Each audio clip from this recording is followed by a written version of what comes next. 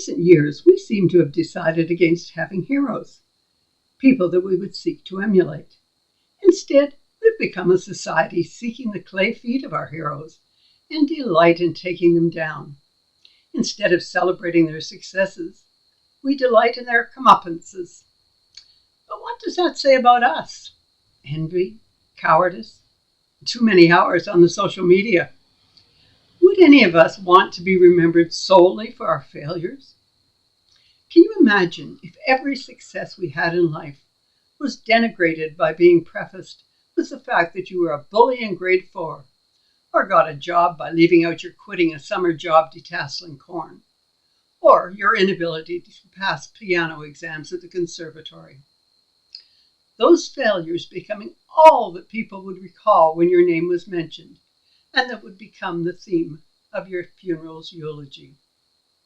Never mind that you were a good person who worked hard, you would never get ahead because of your ever-repeated reputation of failure. What if all people would ever know of you was that the only dance you ever mastered was the jitterbug, and you could never remember whether IT''S meant it is or it possessed something.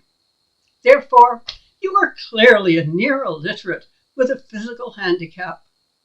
The fact that you were a great artist or a life-saving surgeon, well, goes unremarked. Sounds crazy and unfair, and yet that is what we are doing to many of the figures of history who should be lauded for what they did and instead condemned. No excuse or explanation accepted. No consideration of the values and realities of the times in which they lived, or how their actions moved many things forward on the pathway to what is accepted today. The values of their centuries judged by the wokeness of today. Take Sir John A. Macdonald, the author of Canada. But for him, 150 years ago, we would have succumbed to Donald Trump's dream of today and become just states of the USA. Macdonald is indeed the father of this nation. His drive to unite the individual colonies into one great nation began with Nova Scotia, Prince Edward Island, New Brunswick, Ontario, and Quebec, but then extended with the vast project of uniting the West through building a railway to bring in British Columbia and all in between. With the purchase of Rupert's Land from England, we truly became a nation, united from sea to sea to sea. The blood-stained wars between the Indigenous peoples and the settlers of the USA were avoided in Canada because Macdonald insisted on negotiating treaties before the lands were open to settlement. He did insist on programs not universally favored, such as his 19th century insistence on vaccinating every Indigenous Canadian against smallpox. That met the same resistance as did universal COVID shots in the 21st century.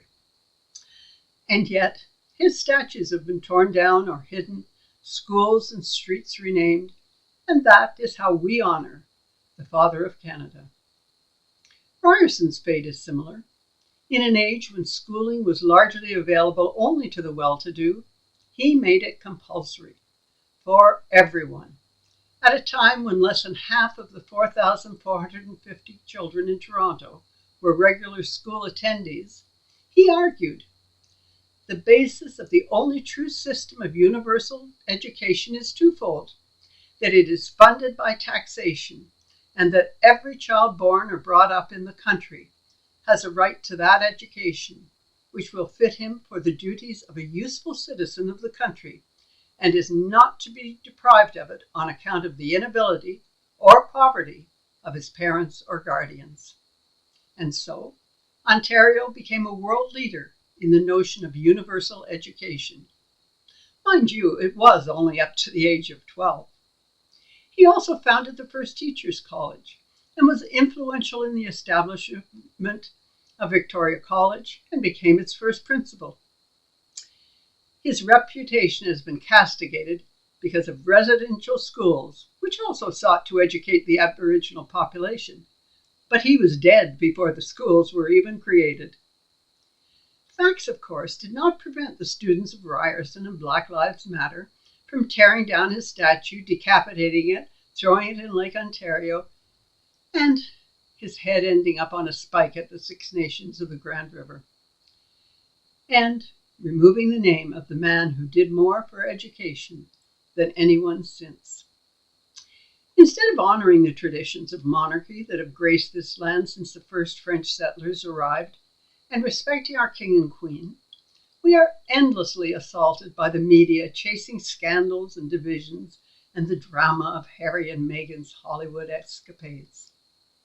Why do we not celebrate our history of monarchy that gives us a head of state who trains a lifetime for the job and serves with dignity and compassion, rather than a man or woman obsessed with party politics and their priority, the need for their own and their party's re-election? Why do so many Canadians prefer a system that produces a President Trump rather than a King Charles? Why do we tear down everything that makes Canada a place that has so benefited from the historical figures who created this land and gave us progressive values and laws that most other nations are still denied? Why do we respond to the tragedy of George Floyd as if it had happened in Canada and don't talk about the end of the Underground Railway being in southwestern Ontario? Why do we endlessly apologize for things neither we nor our ancestors did? Why do we not celebrate being a nation who outlawed slavery, who refused to return escaped slaves to the U.S. long before other nations dreamed of such a value? Why do we not pat ourselves on the back for preferring treaties over bloodshed? That isn't to say that our predecessors did nothing wrong, but just as we seek to be judged by our overall character, by our attempts to do what is right, to embrace toleration rather than discrimination, we will make mistakes. Future generations will wonder at them, but hopefully not condemn us for trying to make strides toward a better world for all. We need desperately to be more understanding and more forgiving of what motivated historical characters and our neighbors. We need to investigate, research, debate, and find truths rather than joining the lynch mobs of the internet. As the 7th chapter of the Gospel of Matthew reminds us, "Do not judge, or you too will be judged. For in the same way you judge others, you will be judged, and with the measure you use, it will be measured to you." And so I pray, Lord, it's so easy to see the sins of others and condemn them.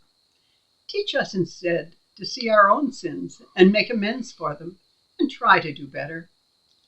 May we forgive the failings of those who went before us, and remembering the issues and resources of their age, praise what they overcame, and look instead to our todays, for which they laid the building blocks, and be thankful.